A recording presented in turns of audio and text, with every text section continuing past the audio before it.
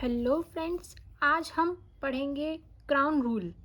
Indian polity का first chapter का हमने पहले कंप्लीट किया था कंपनी रूल। नाउ आज हम पढ़ेंगे क्राउन रूल, जो कि चला था 1858 से 1947 के बीच। कितने एक्ट आए और कौन कौन से आए? तो पहला एक्ट है हमारा government of India act 1858, also known as act for the good government of India, जिसको हम जानते हैं act for the good government of India, जिसको हम दूसरी भाषा में कहें, अगर हिंदी में हम बोलेंगे भारत के शासन को अच्छा बनाने वाला अधिनियम के नाम से ये प्रसिद्ध है। ठीक है, act for the good government of India. Second point है इसका, abolish the East India Company and transferred the power of government territories revenues to the British crown. इसके फीचर्स अब हम देखते हैं क्या है। फीचर्स में आता है पहला point, changed the designation of the governor general of India to the viceroy of India. इसमें क्या किया गया था, जो पद था गवर्नर जनरल ऑफ इंडिया का, उसको कर दिया गया था वाइसराय ऑफ इंडिया। वाइसराय के नाम से वो बाद में उसको चेंज कर दिया गया, जो नाम था governor general of India. Second point है इसका, second feature, viceroy was the direct representative of British crown in India. Lord Canning thus become the first viceroy of India. अब पहले वाइसराय हमारे भारत के कौन बने थे? लॉर्ड कैनिंग, है ना। और वाइसराय ही डायरेक्ट रिप्रेजेंट करता था किसको? ब्रिटिश क्राउन इन इंडिया को। तो पहले कौन बने थे, हमें ये याद रखना है, लॉर्ड कैनिंग जो थे वो हमारे सबसे पहले वाइसराय ऑफ इंडिया थे। अगला पॉइंट है हमारा, ended system of double government. इस समय में क्या हुआ था, डबल गवर्नमेंट का ये यहाँ पे ख़त्म हो चुकी थी। दोनों मतलब जो दो गवर्नमेंट थी उनको समाप्त कर दिया गया था। कौन सा सिस्टम था वो? Board of control and court of director. Board of control, court of director को समाप्त कर दिया गया था इसमें। अगर इसी पॉइंट को फ्रेंड्स हम अगर हिंदी में समझते हैं, ended system of double government by abolishing the board of control and court of director, तो हम इसको कहेंगे, इस अधिनियम में जो नियंत्रण बोर्ड और निर्देशक कोर्ट, इसको समाप्त कर दिया गया था। भारत के शासन में जो प्रणाली थी डबल सिस्टम को, डबल गवर्नमेंट को, इसमें यहाँ पे एंड कर दिया गया था। अगला पॉइंट है हमारा, नेक्स्ट पॉइंट आता है, it created a new office. इसमें क्या किया, नया ऑफिस बनाया गया, secretary of state for India wasted with complete authority and control over Indian administration. क्या कहता है ये पॉइंट हमारा?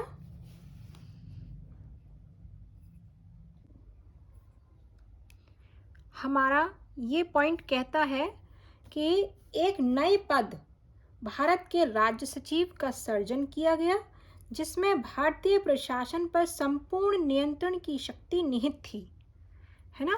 क्या था, एक नए पद का उन्होंने क्या किया था, जो secretary of state for India जो थे, इन्होंने एक नए पद उसके लिए निकाला था, और इनको सारी क्या थी, सारी शक्तियाँ इनको इनके कंट्रोल में थी। अगला पॉइंट आता है, it established a 15 member council of India to assist secretary for India. He was also chairman of the council. He was also chairman of the council. Bharat के सचिव की सहायता से इन्होंने क्या किया था, सेक्रेटरी फॉर इंडिया की हेल्प से इन्होंने क्या किया, 15 मेंबर ऑफ काउंसिल इन्होंने इस्टेब्लिश की थी, जिसमें क्या था, भारत के सचिव का पद बनाया गया था, है ना, और जिसको हम कहते हैं ऑल्सो नोन एज, जैसे चेयरमैन ऑफ द काउंसिल, उसको चेयरमैन ऑफ द काउंसिल के नाम से भी जाना गया था। अब हम इसके नेक्स्ट पॉइंट पर चलते हैं। largely confined to the improvement of the administration machinery by which the Indian government was to be supervised and controlled in England। अब इसका मतलब क्या हुआ, जो 1858 में हमारे 1858 का एक्ट चल रहा है, इसमें क्या हुआ था, जो कानून था उसका प्रमुख उद्देश्य क्या था, प्रशासनिक मशीन मतलब कि एडमिनिस्ट्रेशन मशीनरी में सुधार था, जिसके माध्यम से इंग्लैंड में भारतीय सरकार का अधीक्षण मीन्स सुपरवाइज्ड और नियंत्रण मतलब कि कंट्रोल्ड हो सकता था। ठीक है, तो ये क्या था, इसी एक्ट में 1858 में ये प्रचलित था, है ना। अब हमारा अगला एक्ट है इंडियन काउंसिल एक्ट 1861, जिसमें कि पहला पॉइंट आता है, it is an important landmark in the constitutional and political history of India. क्या है ये, हमारा एक्ट 1861 में पूरे कॉन्स्टिट्यूशन और पॉलिटिकल हिस्ट्री में भारत की में ये एक लैंडमार्क की तरह इसने काम किया है इस एक्ट ने। अब हम इसके फीचर्स देखते हैं। पहला पॉइंट है हमारा, made beginning of representative institution by associating India's with the law making process. It thus provided that Viceroy should nominated some Indians as non-official members of his expanded council। हमारा next point है, initiated process of decentralization by restoring the legislative powers to the Bombay Madras presidency। It thus reversed the centralizing tendency started from 1773। Next point है हमारा, established 3 new legislative council for Bengal, North West, Forties and Punjab। It empowered Viceroy to make rules and other order for the more convenient transaction of business in the council। इसी का last point आता है हमारा, जो कि है, it empowered the viceroy to issue ordinance without the concurrence of the legislative council during the emergency। Life of ordinance was 6 months। इसका main point है, the empowered the viceroy to issues ordinance।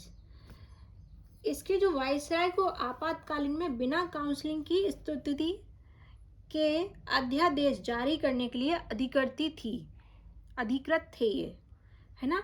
और इस अध्यादेश को, इस जो अवधि होती है अध्यादेश की, वो कितनी होती है, 6 मंथ की। कितनी होती है, life of ordinance was 6 month. अब हम नेक्स्ट एक्ट पर चलते हैं, इंडियन काउंसिल एक्ट 1892। इसके फीचर्स देखते हैं हम। एनलार्ज, पहला पॉइंट है इसका, enlarge the size and functions of central provisional council. Enlarge the size and functions of central provisional council. तो ये पॉइंट क्या कहता है, इस एक्ट के माध्यम से इसमें क्या हुआ था, सदस्यों की जो संख्या थी वो बढ़ाई गई थी।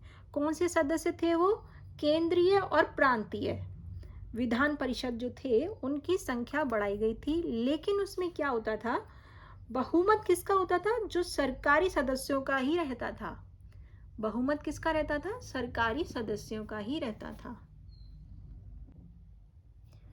अब नेक्स्ट पॉइंट है इसका, increased the functions of legislative council and gave them the power of discussing budget and addressing questions to the executive.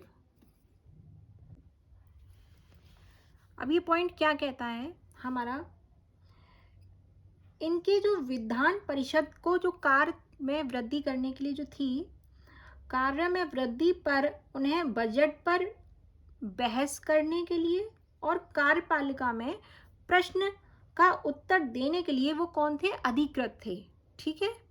Increase the functions of legislative council and gave them the power of discussing budget and addressing questions to the executive.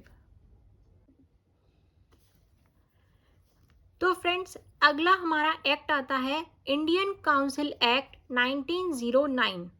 1909 act में क्या क्या हुआ वो हम पढ़ते हैं.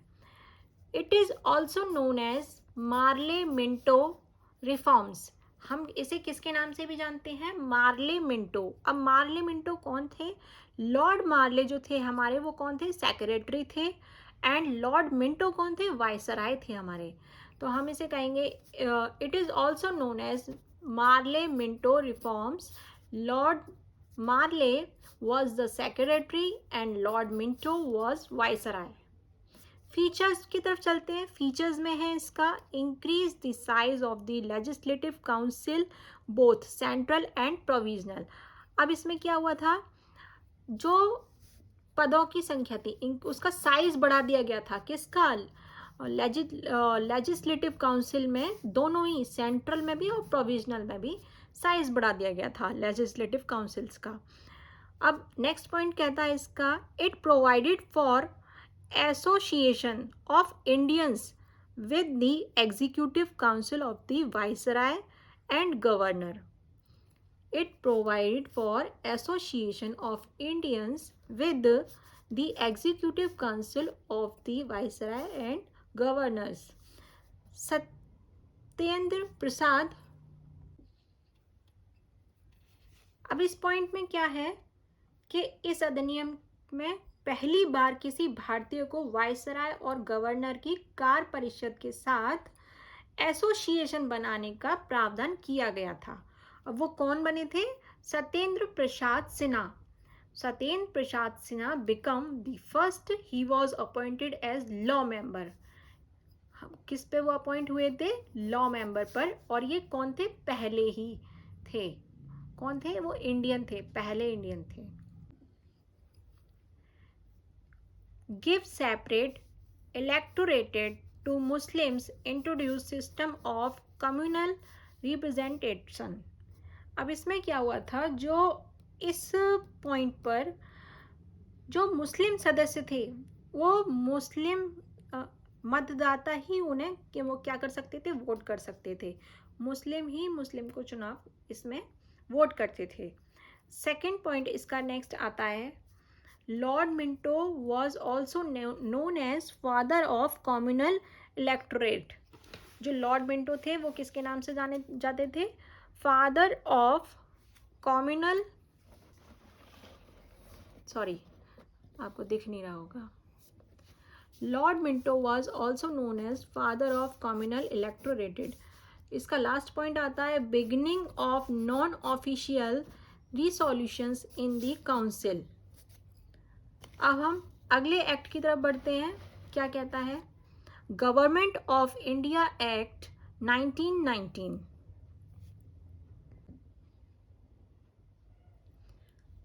अब इसमें बताया गया है जी मोंटेग और नेक्स्ट है हमारे जेम्स फोर्ड, है ना, मोंटेग और जेम्स फोर्ड. जो 1919 का जो एक्ट है हमारा वो कब लागू हुआ था, 1921 में लागू हुआ था. इस कानून में जो मोंटेग और जेम्स फोर्ड सुधार भी कहा जाता है इसको, ठीक है. और जो मोंटेग थे वो कौन थे, हमारे राज्य सचिव थे भारत के, और जबकि जेम्स फोर्ड जो थे वो भारत के वाइसराय थे. Features, first point, relax the central control over the province by democrating and separating the central provisional subjects. अब हम नेक्स्ट पॉइंट की तरफ बढ़ते हैं, जो एक्ट है 1919 का, उसका नेक्स्ट पॉइंट क्या कहता है? Divided provencial subjects into two parts. किस दो पार्ट में इसे डिवाइड किया गया है, ट्रांसफर्ड एंड रिवर्स्ड सब्जेक्ट में। The transferred subject were to be administrated by the governor with the aid of minister responsible to the legislative council। और reversed subject क्या कहता है इसका? Were to be administrated by the governor and this executive council without being responsible to the legislative council. ठीक है, हमारा transfer cover हो गया एंड रिवर्स सब्जेक्ट कवर हो गया। इसको दो पार्ट में डिवाइड किया, ट्रांसफर एंड रिजर्व। सेकेंड, अब इसका हम चलते हैं अगले पॉइंट पे। The dual scheme of governance was also known as, क्या कहते थे हम इसे? दार्ची।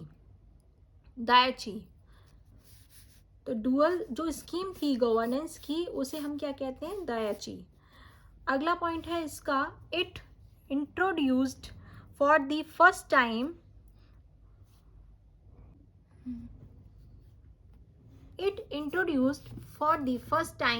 bicameralism and direct elections in the country। Next point है इसका, it required that 3 out of 6 member of viceroy executive council other than commander in chief were to be Indian. अगला point है इसका, next point, it provided for establishment of Public Service Commission, hence a Central Public Service Commission was set up in 1926. Next point,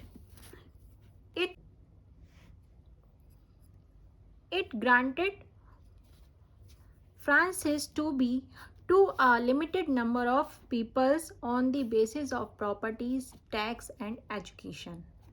अगला point है इसका, extended the principle of communal representation by providing separate electorate for Sikh, Christians, Ongol Indians and Europeans। अगला point है, it separated provisional budget from the central budget and authorized the provisional legislature to enact their budget। Indian Legislature Council was to be called as Indian Legislature। Rowlatt Act authorized government to imprison any person without trial conviction in a court of law। Next point है, this was intended as a step toward complete responsible government। The Viceroy, however, retained control of the central government and the role of the mostly elected bicameral legislature remained advisory। Division of subject were not satisfactory। जो Simon commission था नवंबर 1927 में जब आया, तो इसमें क्या था कि सारे जितने भी सदस्य थे, हमारे जितने भी आयोग में सभी सदस्य कौन थे? वो ब्रिटिश थे। इसीलिए क्या हुआ कि सभी जितने भी दल थे उन्होंने इसका बहिष्कार किया था, मतलब उन्होंने इसको रिजेक्ट कर दिया, इसको नहीं चलने दिया साइमन कमीशन को, है ना। आयोग के प्रस्तावों में क्या हुआ था? इस पर विचार करने के लिए ब्रिटिश सरकार ने ब्रिटिश ही सरकार को और ब्रिटिश भारत और भारतीय रियासतों के प्रतिनिधित्व के साथ 3 गोलमेज सम्मेलन भी किए थे। इसी में किस में किए थे? साइमन कमीशन में हमारे। ठीक है, अब हम अगले पॉइंट की तरफ चलते हैं, जो कि है हमारा गवर्नमेंट ऑफ इंडियन एक्ट 1935। तो 1935 क्या कहता है? It was second milestone towards completely responsible government. जो ये हमारा अधिनियम था 1935 का, ये पूरी तरह से सरकार के लिए क्या साबित हुआ? एक मील का पत्थर। It was second milestone toward completely responsible government, हमारी सरकार के लिए साबित हुआ था एक मील का पत्थर। और ये बहुत ही एक लंबा वो था, दस्तावेज था हमारा, जिसमें 321 धाराएं थी और 10 अनुसूचियाँ भी थी इसके अंदर में, किस में थी, 1935 के एक्ट में। अब हम चलते हैं फीचर्स की तरफ। फीचर्स कहते हैं इसके, it provided for establishment of an all India federation consisting of provisions and precisely stated as units. अगला पॉइंट है, the act divided the power between central and units in term of 3 list. 3 list कौन कौन सी थी, किस किस के बीच में, central और यूनिट्स के में, सेंट्रल एंड यूनिट में किस में 3 पावर में डिवाइड किया गया था। एक फेडरल लिस्ट थी जो कि फॉर सेंटर से थी विथ 59 आइटम्स थे इसमें, प्रोवेंशियल लिस्ट में 54 एंड कॉनकरेंट लिस्ट में दोनों ही थे। कौन से थे, सेंट्रल और प्रोवेंशियल विथ 36 आइटम्स के साथ में। अगला पॉइंट है इसका, it abolished dyarchy in the province and introduced provisional autonomy in its place. अगला पॉइंट है इसका, it provided for adoption of Darchi at the central. Consequently, the federal subjects were divided into reversed and transferred subject.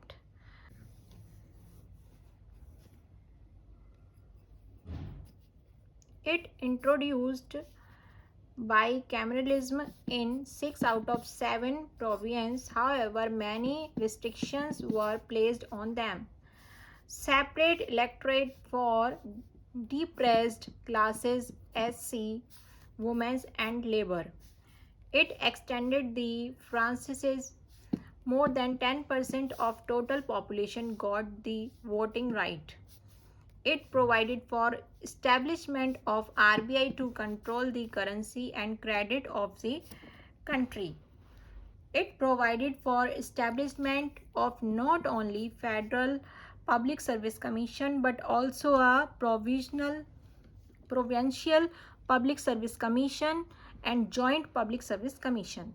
It provided for establishment of Federal Court which was set up in 1937. तो 1935 का act हमें क्या बताता है, भारत सरकार अधिनियम 1919 में यह प्रावधान हुआ कि इस अधिनियम को 10 वर्ष तक इसकी सीमा रहेगी, लेकिन 1990 तो नहीं चला। उसके बाद में सर जॉन साइमन की अध्यक्षता में 7 सदस्यों का क्या हुआ, एक आयोग का गठन किया गया 8 नवंबर 1927 को। अब इसमें क्या थे, सभी अंग्रेज थे साइमन में, जैसे कि हमने पीछे पढ़ा। अब इसके आगे क्या होता है कि किसी भारतीय को आयोग में शामिल ना किए जाने के कारण उसका व्यापक विरोध हुआ था, है ना। जो कांग्रेस थी उसे मद्रास अधिवेशन 1927 अध्यक्ष MN अंसारी ने इसका बहिष्कार किया था। 3 फरवरी 1928 को आयोग मुंबई पहुंच गया था।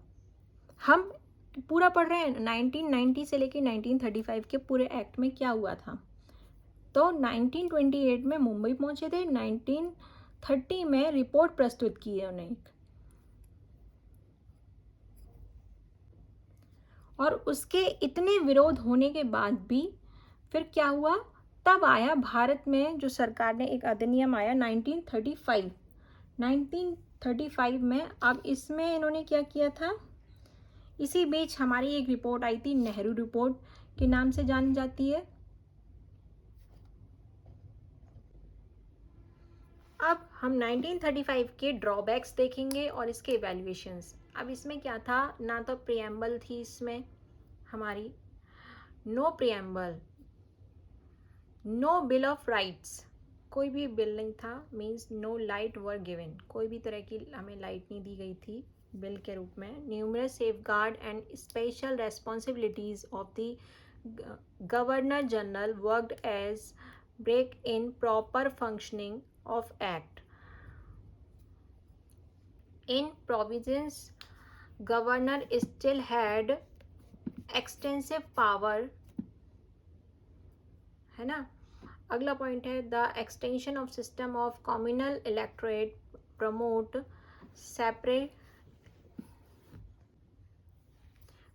separatist tendency which result in partition of India।